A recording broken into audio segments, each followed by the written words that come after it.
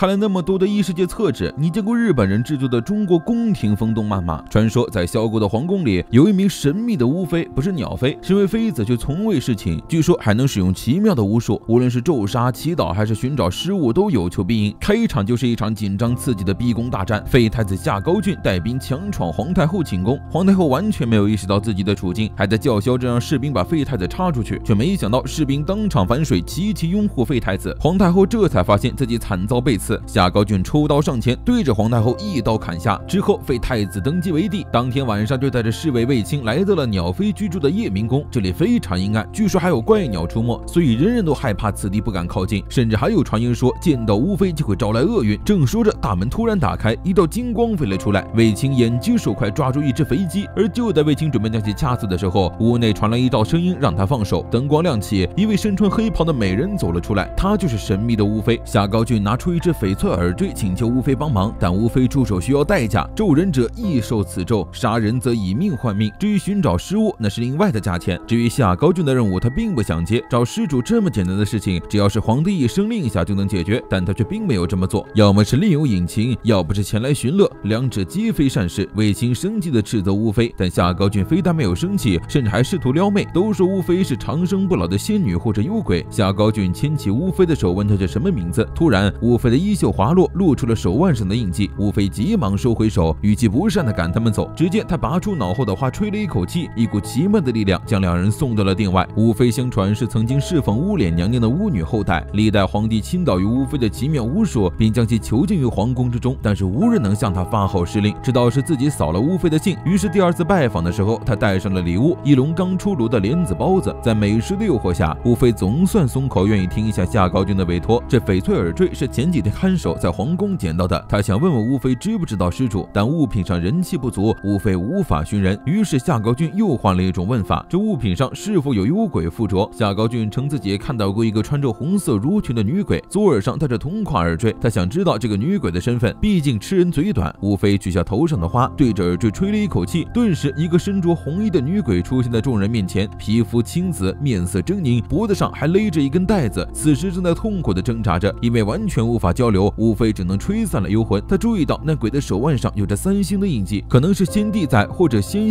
帝的妃子因为上吊自杀而附到了耳坠上。夏高俊问巫妃有没有解决的办法，传说人死后会前往大海的另一边乐园，但是变成幽鬼就去不了了，只能承受无尽的痛苦。他希望巫妃能够拯救幽鬼。巫妃很疑惑夏高俊一个皇帝为什么会对于一个幽鬼如此费心，夏高俊只回了一句多可怜呐。最后巫妃还是接下了案子，她装扮成宫女出门，正好遇到一个宫女在刁难一个小姑娘，巫妃帮九九赶走了欺负人的宫女。九九见巫妃眼生，一问她是夜明宫里的，吃了一惊。他听说那里没有宫女，又问巫妃是不是年过半百的老婆婆，会不会奇妙巫术，巴拉巴拉。看着巫妃一脸黑线，一言不发，九九还以为这是不能说的秘密，赶紧一脸高深的捂住嘴。他觉得巫妃用词很怪，当今皇妃也不会用这么古老的词语。巫妃去帮九九工作，顺便问了一些关于先帝的事，正巧九九是个爱八卦的姑娘，什么皇太后被软禁了，当今皇上其实是废太子，皇太后当年杀了皇上的生母，还把当时是太子的皇上贬为废太子，软禁了很多年，但皇上没有放弃，暗中积蓄力量，发动了政变，笼络了原本巴结皇太后的官吏和宦官啊，这真的是一个小宫女可以说的吗？据说皇上的生母非常的美丽，可惜被害死了。巫妃抓住了重点，问九九有没有其他被害死的妃子。九九列举了一大堆，提到了有个妃子上吊自杀。一边的老宫女接话说，那妃子叫班英女，班英女在三妃的宫殿里，三妃又是权贵之女，非常嚣张跋扈。当时已经怀孕的三妃因为食用毒羹去世，经过搜查，在班英女的房间里发现了狼毒，当天晚上班英女就上吊自杀了。巫妃问起班英女有没有戴耳坠，但大家都不知道。巫妃觉得不一定是她杀了三妃，下毒者另有其人，宫里这种事多得很。皇上的生母死的也很蹊跷，表面上把罪责归咎于宫女，处死了事，人的死在皇宫里不过是闲话八卦。九九听说巫妃在调查幽鬼，觉得很恐怖，但巫妃却说幽鬼并不可怕，只是个悲剧而已。说起幽鬼，九九又想起了关于皇上的爷爷炎帝的八卦。炎帝一日去宠幸妃子，整整一夜都亮着灯火，据说是因为到了晚上就会出现前朝皇族的幽鬼。炎帝把前朝的栾家一族灭了门，据说幽鬼有着栾家特有的淫法，不断吟唱的诅咒之语，炎帝到死都受其折磨。听到这里，巫妃突然捂着脑袋说要离开，九九送了他2块点心作为回礼。回到寝宫后，巫妃闷闷不乐地吃着点心，鬓边竟然出现了几缕白发。夏高俊把皇太后软禁起来严密监视，卫青知道皇太后一定不会安于现状，他不明白皇帝当时为什么没有杀了皇太后。夏高俊表示，他必须要掌握确凿的证据才能定罪，如果随便按一个罪名草草了事，那他就和皇太后没有半点区别了，他绝对不会重蹈覆辙。夏高俊的生母谢妃是下等官吏之女，在世之时经常受到皇太后的百般欺辱，甚至将她作为舞女当众出丑。年幼的太子不明白母亲为什么不反抗，但谢妃却让他以后不要再来了。不久之后，谢妃被宫女下毒身亡，大臣劝慰她，谢妃之所以不抵抗，是为了让太子免受加害。而当夏高俊看到皇太后嘴边的冷笑时，就知道这一切都是他的手笔，所以夏高俊发誓，他要一点点夺走那个女人的筹码，封锁她的退路，并找到一个合理合法的完美理由将其处刑。吴妃连夜跑到河边洗澡，她解开长发浸泡在水里，不一会儿黑发就变成了满头美丽的银发。而就在吴妃看着头发出神之时，夏高俊恰巧路过此地。